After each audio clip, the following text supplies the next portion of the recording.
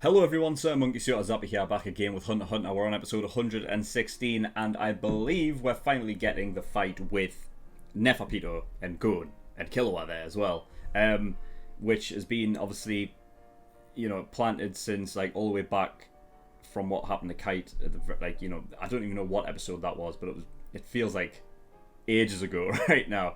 So it's been a long wait for this to happen. It was definitely a cliffhanger at the end of the last episode. Even the narrator didn't even get involved in the end of that episode, which he normally does. Just basically goes to show like how tense the moment is and not wanting to ruin it, which is great.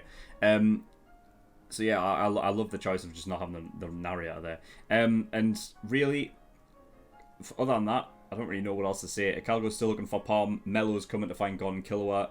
Shoot's trying to stay awake. Knuckles up against Yuppie on his own, and we didn't even see Morel and Shire last episode. So yeah, Zeno's leaving. Netero and Meruem are off to fight on their own somewhere else. Welfen doesn't know what to do anymore. That's all I've got to say. So yeah, we're just going to get an episode 116 and see what we get. So without further ado, let's go.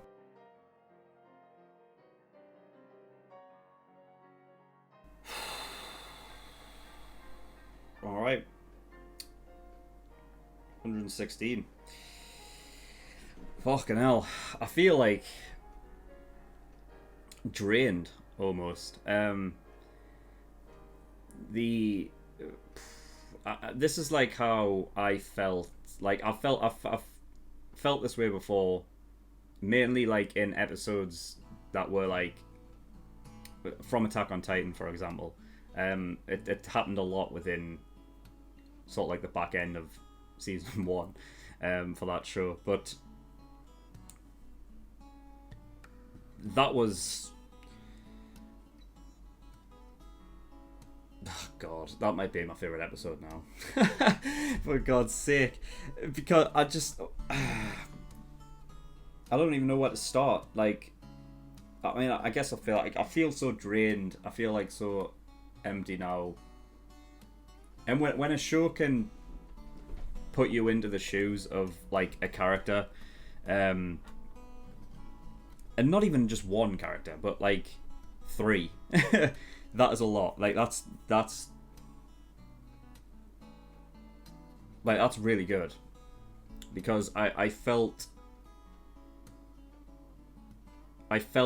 all those 3 characters. Like I felt exactly what they were feeling, and because of that, I just feel like I've exhausted all of the feelings I have yet to give, which is also interesting because that's also a feeling in of itself that Gon has, where it's just blankness. I mean, the rage is still there, but it's like Gon, like, he's in a place where he had waited for this moment. Like, he was wanting this moment to come. Like, he'd waited for this specific moment to fucking let loose. And now that he's reached that moment, he just can't bring himself to do it because of the situation. And for that reason, like, it's like where do you direct your rage to, you know?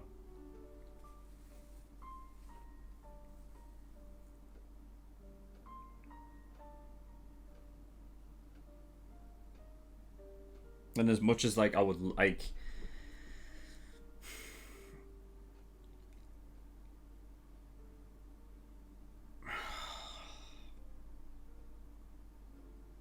it's tough. I mean, the one thing that I would probably say is that Gon went too far to say that Killua, like, this doesn't mean anything to him. Like, to say that's rough. I think at the end there, I didn't see Killua. I think he just may have just left. But yeah, I mean that was like, because that's the the one time that Gon and Killua have like actually, and yeah, it's not like it's tough to say that it's not like directed right at him, but it's like a second-hand thing because of the situation that they're in, like emotions are heightened because of what's going on. Um, but they are still kids, so you know it's. I mean, the amount of times Killua's like looked at Gun, like you know, you've seen it countless times where Killua's like looking at Gun and like constantly being surprised, you know, that this kid like you know it's his friend, you know, it's his one friend. It's how this show fucking like pretty much started out, and, like the Hunter exams, it was them two, you know. So yeah, that was like it was tough to see as well. And I honestly at any point I was expecting it to go because Gun was just in a state of like where he didn't see anything. Like he wasn't seeing things clearly. Well, he wasn't seeing other things clearly. He was like it was just a one fucking. He was tunnel vision. Like everything in his peripherals were like, you know, they were muddy, and he wasn't really caring about any of that. It was just about like it was like it's one half rage and revenge, and the other half like you know coming here to to heal Kite. To see if that was even possible, which I'm not even sure it is. But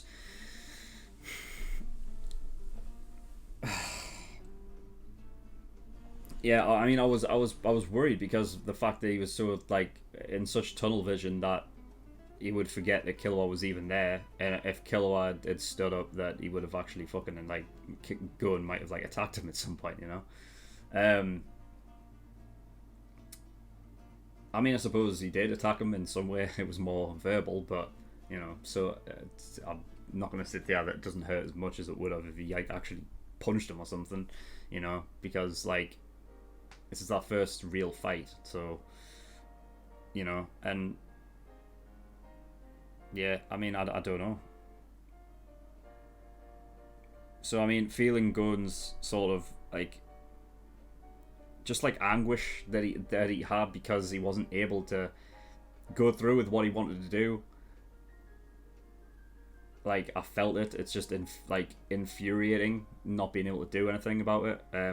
Well, I could have, but like I said, tunnel vision. He wasn't even caring about the like Komugi there. Even like some of the stuff that he was saying, I feel like is a bit far as well. Like I guess it wasn't just the Killua thing saying that nothing here mean like it doesn't mean anything to you, but also the fact that he was saying like. You know, like Komugi was there and he was saying like, "What save what?" You know what I mean? Especially like when we have gotten to know like Komugi, you know what I mean? She's just this innocent girl. It's just not nice to hear that, you know.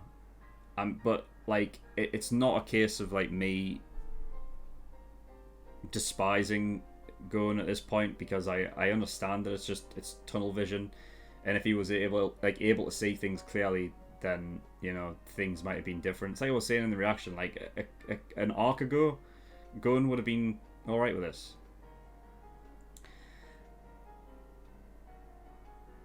Well, he may not have been all right with it, but he like the situation would have been handled like a lot differently. You know, I feel like he would have been able to wait like 3 or 4 hours for Komugi to be healed and everything like that. You know, but it's.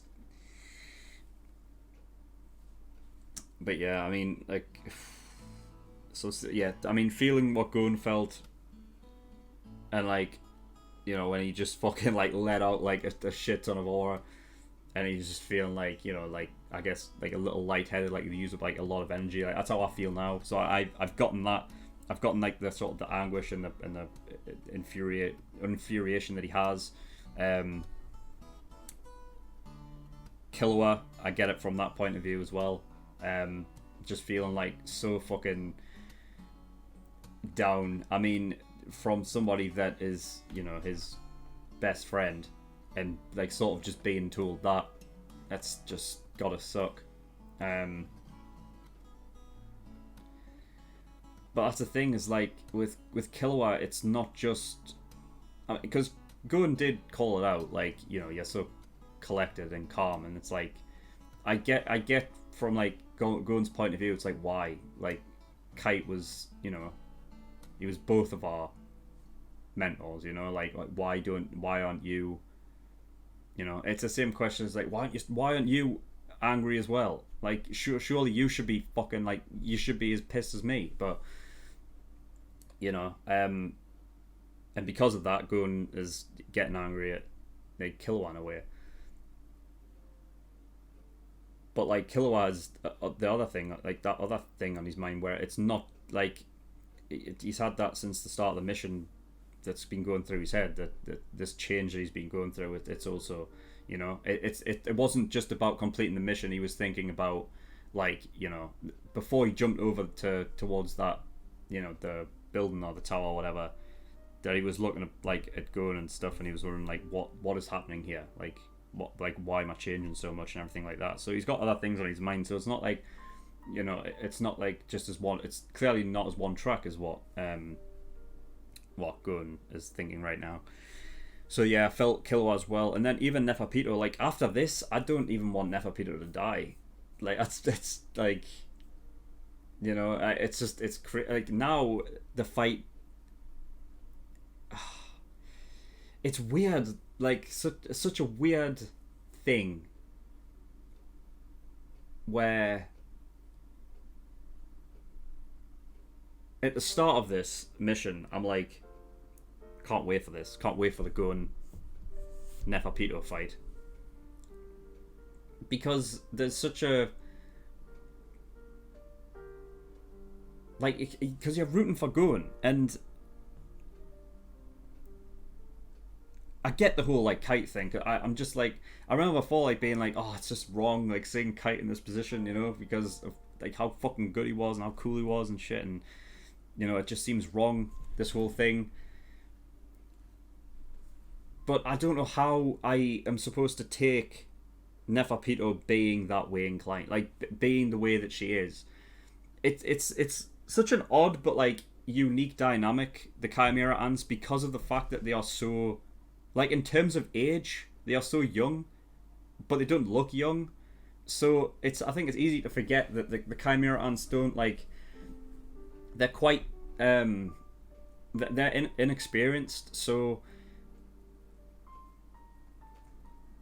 like it makes sense as to why like now at this point in the arc, I suppose like a little bit before, but you know, you have Chimera Ants that are starting to gel with the likes of like our group, so Ikalgo and Mello, even Welford now starting to think about it, like when they are experiencing life and then getting to know it, they are realizing like everything else the world has to offer other than just their instinctual thing to come out and fucking and do what they do, you know.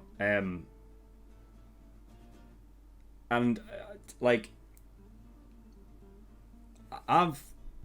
it's crazy the way this show's written, like it because it catches you off guard. I'm thinking now about like the Chimera Ants and stuff, like the arc itself and like where it started. And I remember at the very beginning like being like, fuck these people, like fuck these people, fuck these Chimera Ants, kill them all. And now like I'm at the point where I'm just like, oh,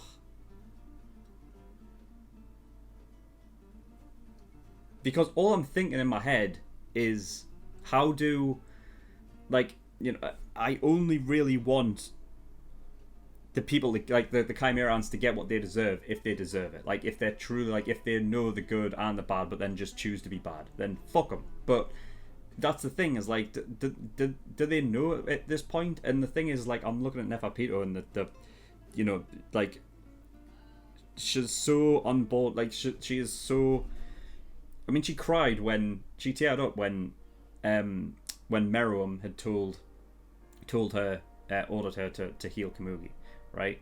And sort of gave her that job, and you know, I trust you to do this and kind of thing, and like there's, and now it's like she, even for the sake of her like own life, which should be really obvious because, you know, she's a royal guard, but but it's more so with Neferpitou because we've never seen her in that way before, you know? Like, Yuppie's just some sort of beast thing that you don't, you know, he doesn't really have much to offer in terms of, like, character, I suppose. and then you've got Shia, who's like overly like characterized, whereas Nefa's always been like, I mean, let's be honest, she's the main royal guard that we all care about over the other two.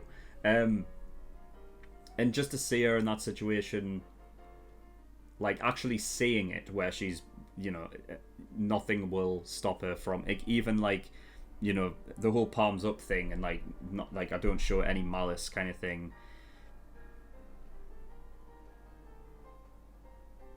Like seeing her in that situation, because she's obviously like frightened and scared, and I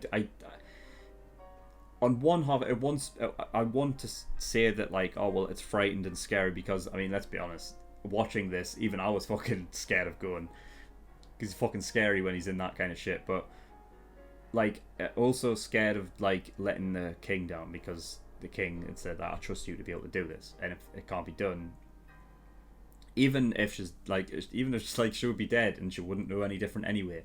It's just like knowing that, you know, it's like a worse fate than death almost, you know, that whole thing, especially for a royal guard. And it's so I feel for Nefa as well, and like, but it's weird that I am watching a show, and on one hand it's like I should be pissed that they've ruined what could have been potentially like the best fight of the show with Gon and Nefa, and I guess it still could be like animation wise, but emotion wise, like from me as a viewer, just watching that, I'm kind of like, I'm watching the Royal Guards, like, well, specifically it's Meruem and Nefa Pitou change, and therefore it's not the same. Like, I feel like they're like, I'm trying to think of like a hypothetical. So if Netero and Gon and Killua, right, just, and you know, all of them like decide, right, we're going to stop attacking now, and everything just went back to, you know, I guess as normal as it possibly could be or whatever, that Meruem, and I mean,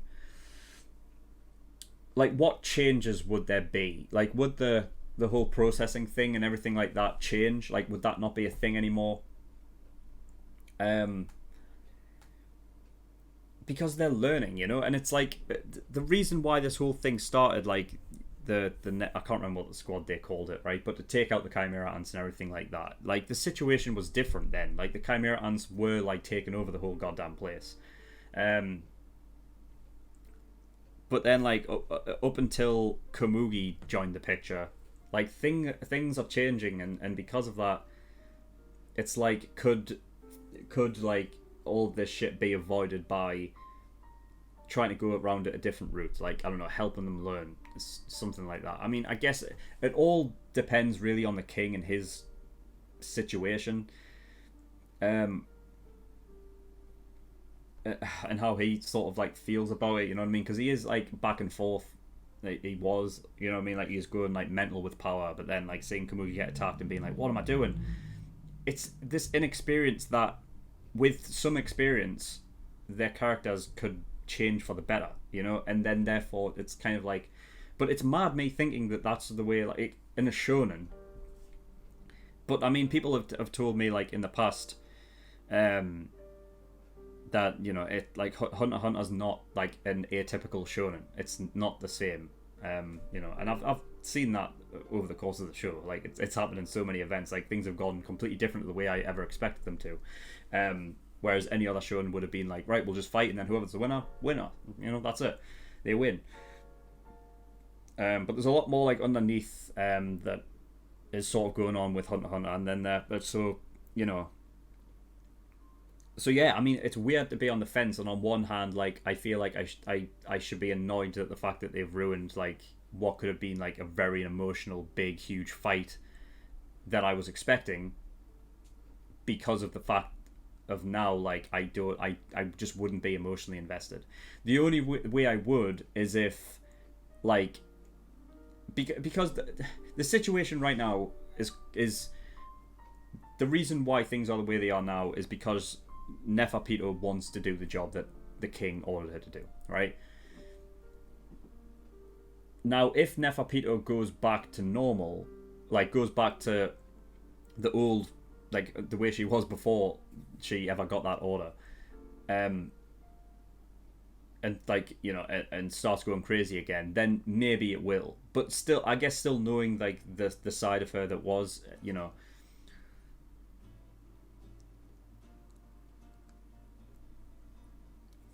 it's much more interesting, like for sure. But it would have to be like, you see, I don't know because I don't I'm not pegging Neferpitou as a that sounds so bad. I'm not. Oh god. Oh god. So I'll blame the episode. The episode's fucked us. Or it's pegged us. Fuck's sake. What am I talking about? I am not like.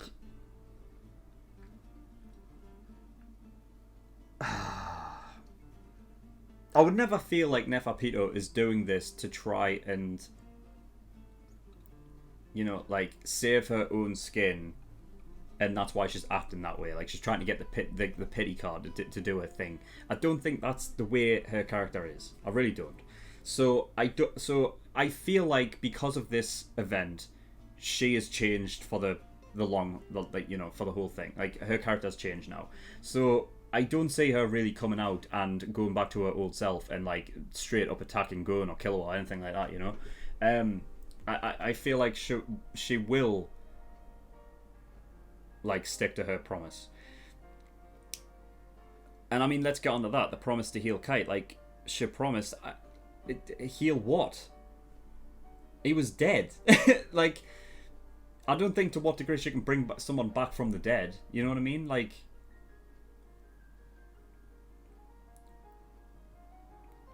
I thought the idea was that the people like she's controlling with the puppets are like they are dead, and therefore that's how she can control them. Because it's not mind control. It's like the image of it is literally a puppeteer. Like you're controlling the limbs.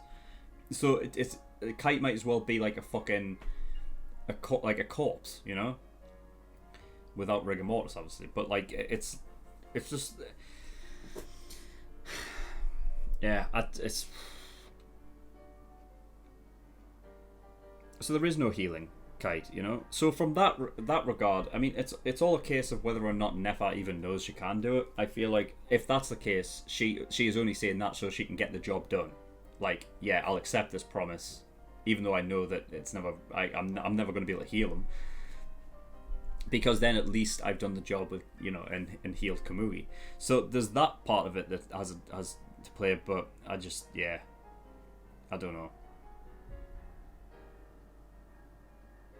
But it's also crazy, like, that in Gon's head, it doesn't even know what he wants. Like, he wants that promise to heal Kite, but also he wants to fight her, and, like, can you have it both ways? It's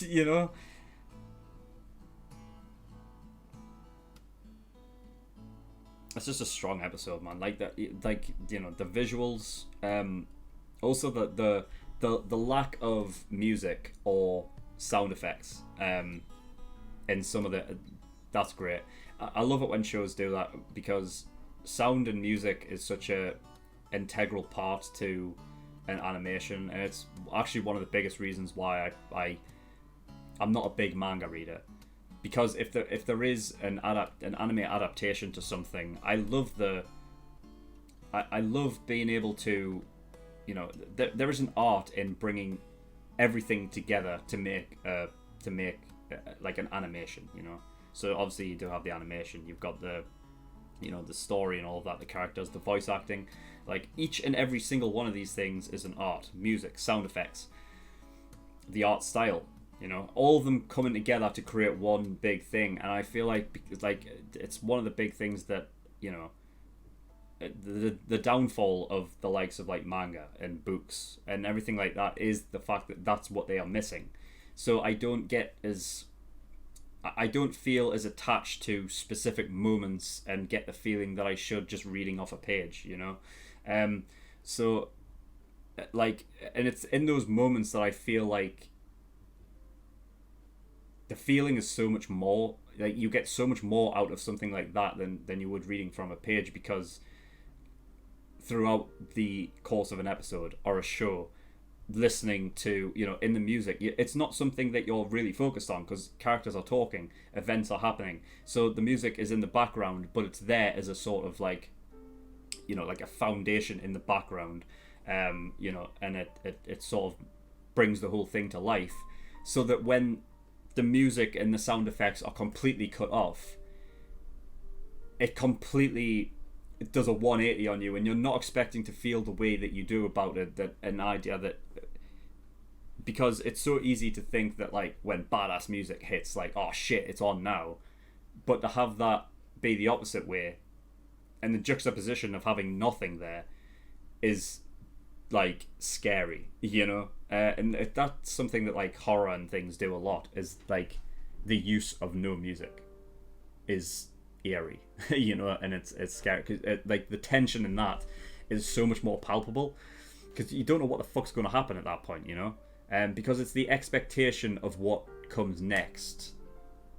An expectation is like one of the biggest fucking feelings you can ever have in watching, like, in anything really, because the expectation is what it builds everything up to a point, because at some point something's going to come out of that nothingness. Like, there is no music, eventually something's going to give, and there's going to be a sound effect, music plays, a voice, a character starts to speak, but something coming out straight out of nothing, the expectation leading up to that is so fucking palpable, and you feel like every moment of it. And I really got that in this episode. There was also like, and talking about, because I talked about the visuals as well, because that obviously plays a part in this episode. The interesting thing was the black window, or I guess like it would be just looking out into the night sky beyond, and because of that, it's just blackness beyond it. What I took from that, because originally it went to there, and I was like, oh, is this mellow? Is mellow here? Because like that's what I was expecting. When in reality, I feel like what it was, it's like looking through, I guess it was a nod to some sort of tunnel vision, like I was talking about. I mean, that was obvious that Gun had, or the blackness of, like not being able to see clearly, right? I feel like that's what it was telling us visually, and that's what it was. And that's what I took from it anyway afterwards. And, correct me if I'm wrong, or just, I mean, because there may not be a correct answer. I don't really think that there is, unless like, the mangaka or anything have actually spoke about it. So I don't know if that's what you took from it or whatever, but you can tell me in the comments below what you thought about it. But that's what I thought it was. It was a visual representation of Go not being able to see clearly, like you couldn't see clearly out of the window. So yeah, I mean, just fucking great episode. Like the episodes are good when they can literally like leave you just feeling, because normally like when you say like, oh, I'm feeling empty about like something, like that would normally be associated with being bad, but for me it's not, because it's like it's an example of something being able to bring out so much like feeling within myself that I've actually become like tired because of it. Like I feel fatigued because of like, so many emotions like going through. It's just like, yeah, I'm just sitting here. So it's not physical fatigue, it's like mental fatigue. And it's not something that I say is a bad thing. I mean, I guess it just depends on like the situation, but generally in terms of, watching anime and stuff, and whenever that happens, it always comes after a great episode. So, I can only really commend it for that. So I think, yeah, I would probably say that this was probably the best episode. I still love the first, like, mission, like, and whatnot coming in, but this was, I just feel like it was worked. It reminds me of, like, almost like the perfect episode, like, Attack on Titan Season 3, Episode 17, is it Heroes? Is that the one? Yeah. And it's just one of those sort of episodes where I just think everything was done right, and I mean, I'm not a manga reader, so I don't know like to what degree, because there are like times where manga readers will be like, oh well, no, this didn't happen, like you didn't show this, like it meant something different in the manga, and they'll say stuff like that. But just from a anime only perspective, that like I just feel I got everything. I mean, to say that I got everything out of that episode that I expected would be wrong, because I wasn't expecting it to go this way. But actually, I don't know, because in a way I kind of was. I mean, I did call the whole thing of like Gon not really seeing clearly and everything like that, but I think that was pretty obvious. But it was just like, after the episode had ended, I'm not, that's the thing, is like, I'm not annoyed at the fact that they may have ruined a fight between Gon and Nefa, because I just feel like they went about it a different way.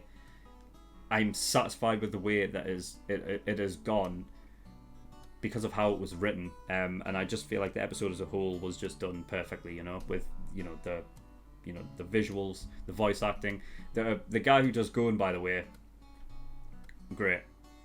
I did almost tear up when he was like, he was just like shouting like, why, like why this isn't fair and stuff, because it's like a voice actor's job, right, is obviously to use his voice and to convey the feeling of the character that he is voice acting, right? Now, in a lot of the time, I would feel that would be harder to do than acting, because at least with acting you can emote, like you have your own body as a sort of like a canvas. You're able to use your body as a tool to emote something as well as using your voice, right? But voice acting, straight up, you have to just, you're using only your voice. So inflections and stuff become like a big part of something. Like the one I would, the example I would use that would be similar to this would be My Hero with Bakugo. So for those of you that don't know, like Bakugo has episode 23, season 3, right? When he, because he's so angry, like all the time, and his generally it's anger, right? But having the rage and the anger there with the inflection of like being sad and almost tearing up from just overwhelming like rage, and having that there because it's like, it's infuriating that you just, it's a feeling that you can't shake. That is like, that's like a hard thing to pull off, I feel like, and I just feel like the voice acting was really good in this episode. So yeah, the voice actor who does Gon did a phenomenal job with that. That was really good. It's great as well when you see a character that is known for being one way, and you just don't expect them to be that, like because Gon is just like this kid, and generally he's very happy-go-lucky. It's the reason why like every time he gets fucking serious, it's scary, because it's like it's not natural to that character. So you're like, whoa, Jesus, calm the fuck down. It's more scary that way. Like if Killua gets like angry and in the zone, you're like, yeah, I expected that, and it's badass every fucking time. But if Gon does it, it's like, fuck, shit. You know what I mean? It's when those characters that are like almost like so one way all the time, when their mood changes, it's so much more obvious, and I mean, yeah, you got that in this episode tenfold. So that was it's just a really good episode, man. Yeah, so I mean, I was asked at the very beginning of the episode, like when they're like when they're sitting there, and like I was like, can they not see like Komugi? Like, is there something like with the Dr. Blythe, is that what it is? Yeah, I think it is. When that's like, I was like, when that's happening, is like there a like something like similar to like Perfect Plan, where like you can't see her, is she undetectable or something? Because I'm sitting there going like, why do you need to like run through your head about like what this is? Like Komugi's clearly there, just look. You know what I mean? It's quite clear what's going on until they until like the Killua had gone back to what, who was it that said it? Was it the narrator? Something said it like where like they were only they were picturing like what had happened to Kite previously, and therefore they were thinking that was what was happening there, and that's why they weren't thinking that Kamugi was being healed then, like an innocent little girl was being healed. They weren't thinking about that. They were thinking, oh, it's just what happened to Kite. So at that point, like, I was like, oh, right, okay, that makes sense then. Because I'm like, Killua's like, I'm like, you're smart, figure it out. Like, there's a girl laying there. I mean, it looks like she's being healed, but then, when they said that it was similar to Kite, that it made sense that's why they would be thinking that way. But of course, everything that Killua was talking about before the mission had started, everything that he was thinking about all laid into place for him to come to the realization of exactly what was happening. And that obviously all started with Zeno basically saying, like, I'll leave it to you to think what's going on in there. So everything, I've said it about the show before that, like, I'm not sure if there's ever been a moment where the show has put in something that didn't mean anything, and was there for no reason at all. So like there's no filler within, specific episodes and stuff. And everything like has a reason for being there. And that's just another example of it. Everything that, Killua was talking about, of course, it just led up to that moment. And that's why he was able to get a full picture of what it was and understand the situation that it was in. And it's also another reason why he was like, collected in that moment and everything like that while Gon was in tunnel vision. But yeah, I mean that's everything I've got. That's probably I think that's the longest episode I've ever talked. At least with Hunter x Hunter anyway. Because generally with, Hunter x Hunter's it's an odd one because generally I don't talk like as much about this show in the post discussions as possibly I would with My Hero Academia. And a lot of people will be like, well, why? Because it's quite clear that there's a lot more sort of almost going on in Hunter x Hunter than there is with My Hero Academia. And I don't know, maybe I'm thick as fuck, and I just there's stuff that I just don't pick up on in this show that is I guess more easily picked up on My Hero Academia. It also could be a thing of like, I don't know, like God knows, but like I just feel